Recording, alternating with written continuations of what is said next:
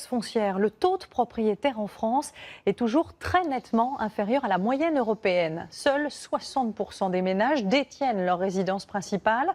La faute au prix de l'immobilier, mais aussi au manque de logements dans les grandes villes. Pourtant, vous allez le voir, les architectes traquent le moindre mètre carré exploitable. Patrick Ninine et Bruno Poiseuil. À Paris, comme dans d'autres grandes villes, devenir propriétaire est un casse-tête. Absence de terrain, prix inaccessible, jusqu'à 20 000 € le mètre carré dans certains arrondissements. Alors des architectes font la chasse aux espaces perdus entre deux bâtiments, des vides qui pourraient être comblés par des logements. Notre mission a été de créer ici donc une surélévation de ce bâtiment en rajoutant 3 étages. À gauche, avant les travaux, à droite, la surélévation. Le résultat, un triplex de 18 mètres de long, adossé à un immeuble, aucune perte d'espace. Ce mur, en fait, qui est l'ancien mur pignon du voisin qui était contre le bâtiment existant et qu'on a conservé à l'intérieur de l'appartement pour comme une espèce de trace de ce qui existait auparavant. Hauteur, surface, un logiciel détermine le potentiel de surélévation de chaque bâtiment. Depuis la loi Allure de 2014, des maisons en bois, matériaux plus légers, poussent sur les toits de la capitale.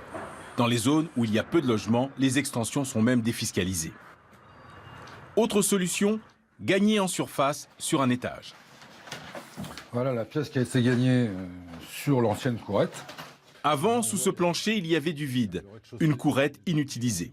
Les copropriétaires ont engagé des travaux ensemble, 65 000 € pour les 5 étages, soit 13 000 € seulement par appartement. Ici, celle-là faisait 4,50 m². On a donc chacun récupéré 4,50 m², sachant que dans Paris, le prix moyen du mètre carré tourne entre 7 000 et 12 000 €. Vous voyez le bénéfice tout de suite pour chacun. Un étage plus bas, le même espace a été aménagé en cuisine. Une solution lorsque la famille s'agrandit sans être obligée de déménager. Ça nous a permis de récupérer une place et on a pu créer une deuxième chambre, ce qui n'était pas le cas dans la configuration précédente. À Paris, 9 000 immeubles pourraient être surélevés. Un simple permis de construire suffit pour les surfaces de plus de 5 mètres carrés. Chaque demande est étudiée au cas par cas par la mairie. La solution architecturale proposée est un critère très important d'acceptation parce que ça ne peut pas être du pastiche, ça ne peut pas être du grand n'importe quoi. Il faut que ce soit bien adapté au contexte urbain dans lequel la construction est faite.